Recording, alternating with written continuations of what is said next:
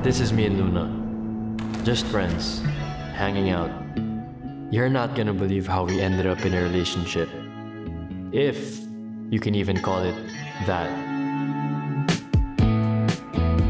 Mas madalas ko pa siya makitang makipag-bonding sa mga halaman kaysa sa mga tao. Cute sana, pero medyo weird.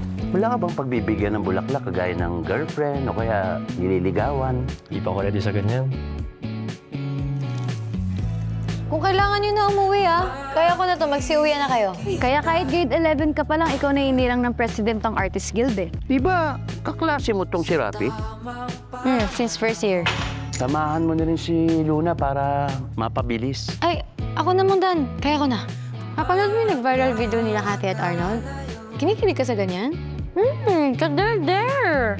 Hindi like what you said. Kader-der. Luna, nagka-boyfriend ka na ba before? Ligawan mo ako? Pwede ba? Ligaw-ligaw pa? Kader-der? Tayo na agad. Kung may gusto kang gawin para iparamdam kay Luna na espesyal siya sa'yo, gawin mo lang. Eh, yun na lang problema, Mang Dan. Ayaw niya sa ganun. Parang meron siyang pader. Hindi lang sanay yon. Habang magtatagal, bibigay din ng pader. Di mo ko kailangan bigyan ng mga bulaklak. To be honest, medyo kader-der.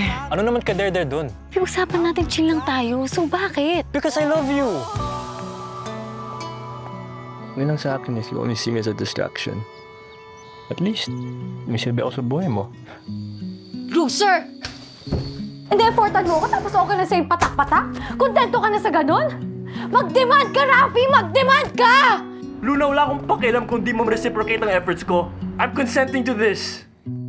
Pakinggan mo ng aking awitin na ito.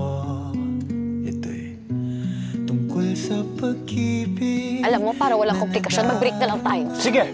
Asshole! Go! Make all your dreams come true without me! Total, ever since pili mo, started na panawangan ka! Sana makahanap ka ng babae mo walang ibang kakailanganin sa buhay nila kung di ka. Total, wala kang validation kung walang nangangailangan sa'yo. Deserve mo ng pagmamahal, Luna. Tandaan mo yan. Sana palang araw masabi ko yan sa sarili ko.